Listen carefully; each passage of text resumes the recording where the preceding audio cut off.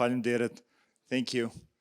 Mergim, you were not joking. These slides are a little much. This is very difficult to follow these great speakers, but it's a pleasure to be here. I'm honored. Thank you for inviting me. The moral of the story that I'm going to share today is dare to live your values.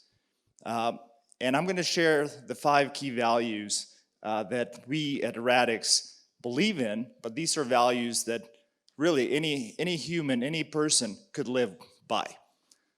So a couple of things I want to talk about quickly is just what do we do? We are in multifamily, it doesn't exist here in the States. I feel like I need to preface this so people understand kind of what we do. Essentially, we are in commercial real estate and we provide data and analytics to a lot of the different companies. We are the largest in the country, have roughly 70% market share, and we've been growing very rapidly. Clearly not as rapidly as Giraffe, but pretty rapidly. So the values I'm going to talk to you guys today are 5. And those values are courage, curiosity, impact, resiliency, and responsibility. So I'll start with courage. And since the theme here is dare to act, I would say dare to have courage.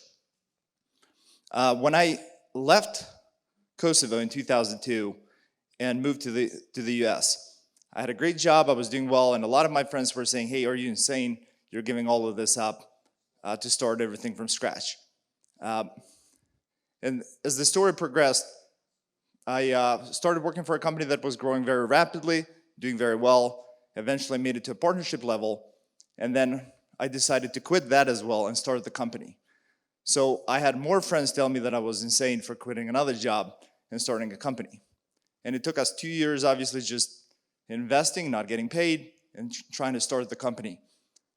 But I knew deep down that what we were trying to do was something important that no one else had tried. And the reason why it was important was because for the longest time, people were spending all their effort in trying to collect information, trying to make decisions in a very anachronistic way. So the moral of the story here is that courage is something that you cannot fake. I need to attribute this quote actually to Nassim Taleb, who's one of my favorite writers. And I firmly believe in this quote, that courage is something you cannot fake. For all of us, there comes a moment where we have to act or not act. We have to say something or not say something. We have to do or not do. And that requires an action. So courage is one of those things that we should push ourselves. I tell our team all the time, have courage to speak up. Have courage to provide constructive criticism. Have courage to do something. Have courage to speak when you see an injustice done. Those are the types of things that move humanity forward. Courage is again, the one thing we cannot fake. Curiosity is the second theme that we have, the second value that we try to live by in our company. And when I think of curiosity, I can go back to my own story. I wanted to be in investment banking. When I graduated, we all know what happened in 2008. A lot of the different investment banks went belly up. So I ended up in commercial real estate. I loved the people I worked with, but I didn't necessarily love the industry. So for the longest of time, I was doing a great job, moving forward, all of that, but I didn't really love what I was doing. But I'll use another Persian saying here, in the valley of the blind, the one-eyed man is a king. So I started getting a little bit more curious about the problems in the industry. What was happening? Who was trying to solve these problems? What were people inside the industry thinking about all these different things? And the reality was that there were a lot of great people trying to do a lot of great things, but they just didn't have the tools at their disposal to actually make a huge difference.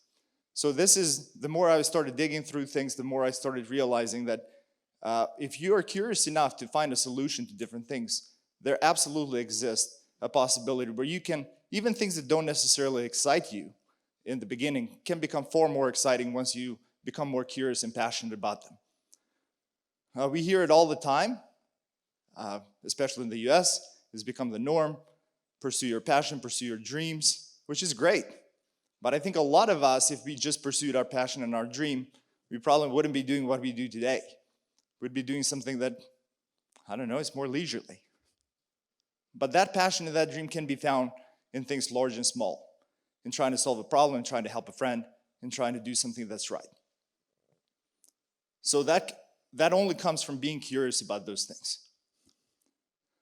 The third theme I want to spend a little bit of time to talk about is dare to have an impact. A lot of times we focus on things that are perceived a certain way, on things that process over results. We live in a world where information is 24/7. Everyone wants to be at the center of something. We need affirmation. We need all these things. But impact is the one thing that is going to outlive all of us. Impact is something that you can look back and say, that produced something, that helped someone, that did something.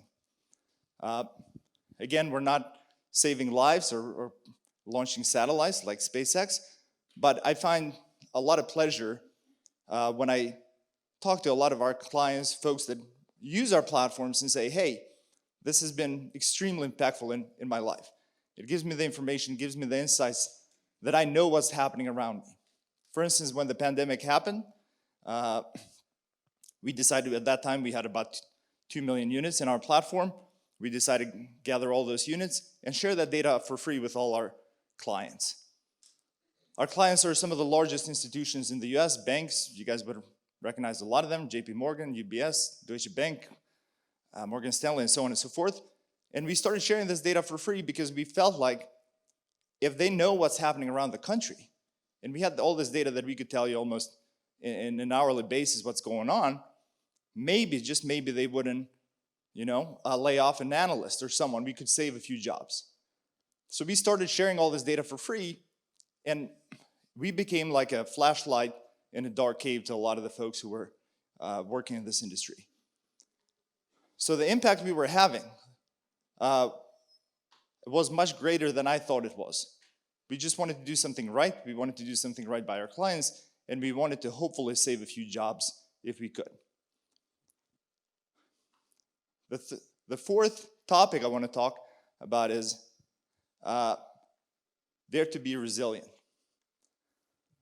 Just about everything we do, we don't have success the first time we try it.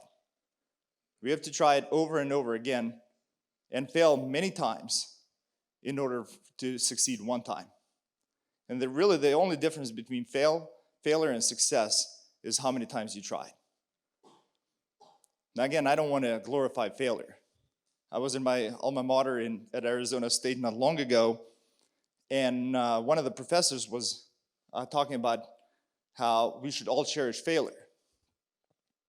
And I looked at him a little bit weird, because I don't think any one of us wants to fail. The idea is not to fail, but failure is inevitable, and we should not be discouraged by failure. And failure could be very helpful if we're looking at it from a constructive lens and thinking, okay, what can I learn from this? How can I iterate? I think all the speakers before me here would tell you that they've failed many times at whatever it is that they tried. And I think everyone here in this audience has failed many times. What gets us up is that resiliency to succeed, is the will that something can be done. It can be done better. It can be done faster. It can be something that really forces change. It can be a spark. And without resiliency, you would never have success. To quote famously here, Thomas Edison, who said, I didn't fail 999 times. I just found 999 ways that something didn't work. And that's resiliency. And lastly, the fifth topic I want to talk a little bit about is dare to take responsibility. Again, this is another one of our values, principles at Radix. But none of these things happen unless we're willing to take responsibility for our own actions. We have to think of what impact are we having? Are we taking courage? Are we not taking courage? Are we curious enough? But at the end of the day, all these other values really don't have a whole lot of meaning if we don't look at ourselves in the mirror and say, okay, I screwed up here, or I could have done better, or I should have been more courageous, or I should have done some of these things. And at our company, I love the story that Mergen talked about delivering a USB stick. That's an awesome story. But we firmly believe in the same type of principles in delivering value to our clients.